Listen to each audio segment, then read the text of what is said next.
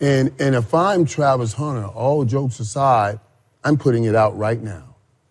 If you're not letting me play both ways, don't draft me.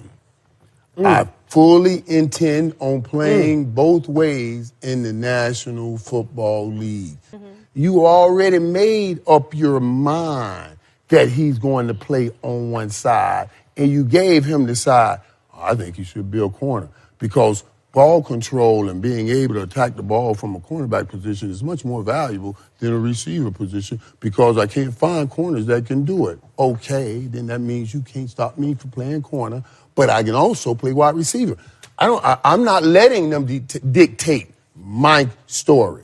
I'm telling you, no. I'm playing both ways. And in 3 years from now, y'all will Shohei Ohtani my money to me. Does Cowboys legend Michael Irvin have a point? Should Travis Hunter put it in his contract and let NFL teams know, if you don't have a plan for me to play on both sides of the ball, do not draft me?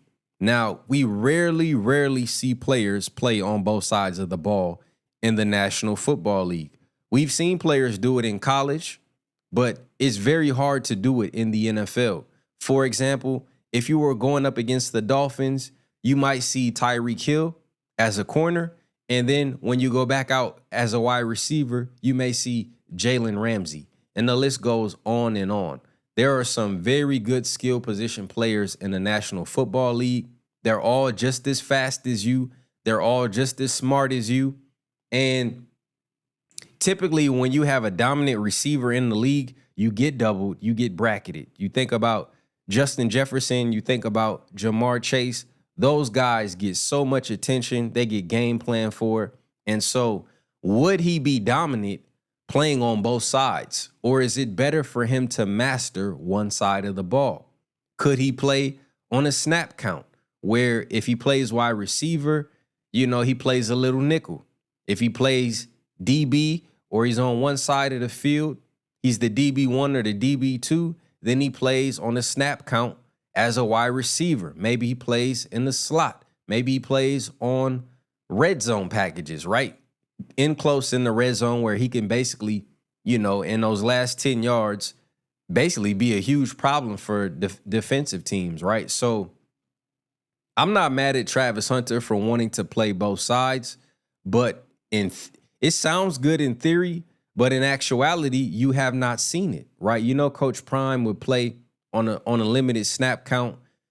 He would do returns. I could definitely see Travis Hunter doing returns. But remember, whatever team Travis Hunter goes to, they're going to be a bad team. You think about the Raiders. You think about the Patriots. You think about the Panthers. Some of these teams that are going to be picking high in the draft, you're going to have the world on your shoulders.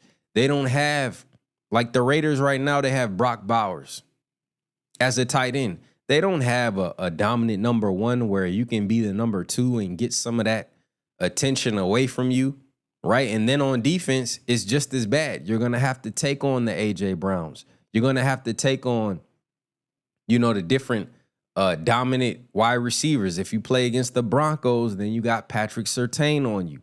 So I'm not saying that Travis Hunter can't do it, but what do you all think? Is it a good idea for him to tell teams, I want to play both sides? And how much would he play on both sides, right? He'll be worn out. If your team is relying on you to shut down the other team's best player, or, like I said, maybe he can play in packages where they're like he's playing zone and stuff like that. But for him to go snap for snap with guys like A.J. Brown, DK Metcalf, Jamar Chase, Justin Jefferson, very difficult to do. And then turn around and then try to also get off on guys like Sauce Gardner and Patrick Surtain and some of the better Marshawn Lattimore type of cornerbacks. But let me know what y'all think in the comments. CHAMPSIDE, checking out. Peace.